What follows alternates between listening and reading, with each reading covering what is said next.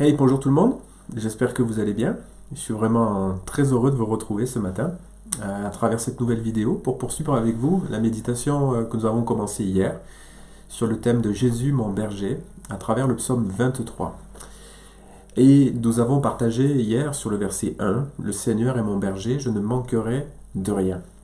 Hier matin, nous avons vu que ce texte nous apprend donc deux choses, Jésus est mon berger et il veut que nous ne manquions de rien.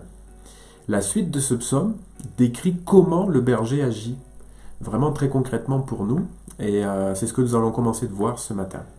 Donc, lisons le verset 2. « Il me met au repos dans des prés d'herbes fraîches, il me conduit au calme près de l'eau. » Ce verset nous apprend comment le berger assure ma subsistance.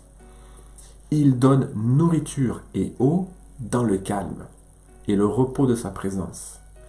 Ah, ça, c'est vraiment une très belle pensée, une très bonne pensée à avoir sur notre cœur. Je disais hier que Jésus est établi berger sur nos âmes, par Dieu notre Père. Et Jésus a fait tout ce que le Père attendait de lui pour réunir son troupeau. Je disais que Jésus ne se contente pas juste de faire des déclarations rassurantes. Vraiment, il prouve son amour de berger pour nous en donnant sa vie. Jésus entend prendre soin de nous de façon très concrète. Il faut que tu en sois convaincu, bien-aimé.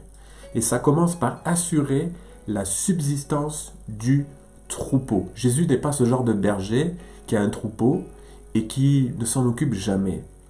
Pourquoi avoir un troupeau et ne pas le nourrir, ne pas lui donner à boire? Ça n'a pas de sens.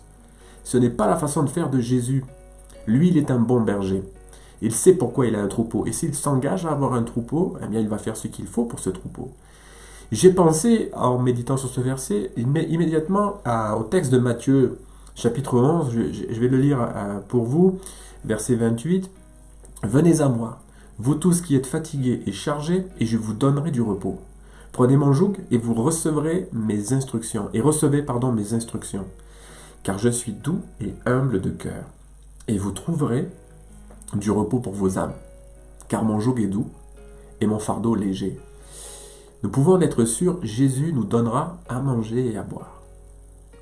Sur le plan physique comme spirituel. Si tu as besoin d'une vraie nourriture solide et physique dans ton assiette parce que tu manques de subsistance, Jésus est capable de te donner une provision pour te nourrir physiquement. Mais Jésus veut te nourrir aussi spirituellement.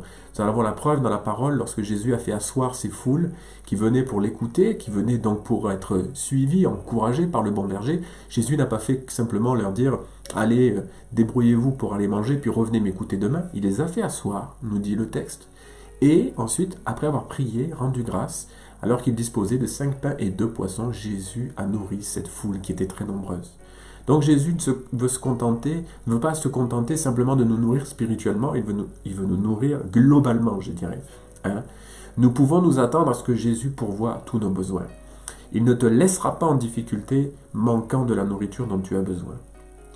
Jésus nous met au repos près des herbes fraîches et de l'eau. Il le fait pour nous permettre d'apprécier la nourriture qu'il donne. Lorsque vous êtes invité à partager un bon repas en famille ou avec des amis, bon, c'est vrai qu'en ce moment c'est compliqué de pouvoir le faire, mais ça va revenir. Ça va revenir bientôt. La personne qui vous invite dresse une jolie table, prépare un bon repas, elle a possiblement aussi nettoyé sa maison, etc. Elle vous accueille dans d'excellentes conditions, vous passez à table, vous êtes assis pour un petit moment, surtout chez nous en France, on aime bien prendre ce temps-là, vous êtes assis pour un petit moment, vous savez que vous allez partager. Vous êtes dans les meilleures conditions possibles pour profiter du repas, pour apprécier ce que l'hôte a préparé, la conversation que vous allez avoir avec lui, s'il a quelque chose à vous partager, les choses que vous allez pouvoir lui dire. Vous êtes dans une sorte de communion et tout est fait pour que vous puissiez profiter de ce dont vous allez vous nourrir. Jésus nous place, lui aussi, dans les conditions idéales pour apprécier son repas. C'est la même chose. Il nous met au repos. C'est lui qui le fait. Sa présence est notre repos. Dans des prés d'herbes fraîches. La nourriture est saine. Elle est abondante. Elle est fraîche. Tous les jours. Il me conduit au calme. C'est encore lui qui le fait. Près de l'eau. L'eau, elle est pure, elle est abondante et elle nous désaltère. Jésus veut te nourrir et te désaltérer. Jésus veut nourrir et désaltérer ton âme. Et le texte de Matthieu complète bien l'intention de ce psaume. Hein. David avait un attachement très fort à la parole de Dieu. David faisait des commandements de Dieu ses délices les plus précieux. David savait que l'homme ne vivra pas de pain seulement, mais l'homme vivra aussi de toute parole qui sort de la bouche de Dieu. Et nous avons besoin de cette parole qui sort de la bouche de Jésus tous les jours pour nous, hein, par l'Esprit de Dieu, nous recevons cette parole. Dans les versets de Matthieu 11 que j'ai cités, il y a un paradoxe. Jésus dit qu'il donne du repos à travers un joug à porter. C'est étrange qu'un fardeau soit de nature à nous reposer. Mais Jésus, en fait, compare la valeur du poids écrasant du péché au poids de la grâce. Car le péché est un fardeau trop lourd à porter. Il est accablant, il est pénible. Et, en fait, la grâce de Dieu a plus de valeur, plus de poids que le péché. Pourtant, elle n'est pas lourde et pénible à porter. Pourquoi ? Parce que la grâce est administrée par un bon berger. Et ça, c'est une révélation, une pensée vraiment importante à recevoir. Ce berger, doux et humble de cœur, propose un fardeau particulier, vous l'avez compris. Souvenez-vous que Jésus accomplit une œuvre en vous par le Saint-Esprit. Oui, Jésus accomplit une œuvre en toi par le Saint-Esprit. Et cette œuvre n'est pas pénible, c'est l'œuvre de la grâce. Souvenons-nous-en toujours, cette œuvre n'est pas pénible, c'est l'œuvre de la grâce. Considérez que les Écritures sont le moyen de grâce que Jésus utilise pour s'occuper de vous. Veux-tu comprendre pourquoi méditer la Bible est indispensable ? Parce que tous les jours, Jésus puise aux sources de la grâce pour l'appliquer à ta vie.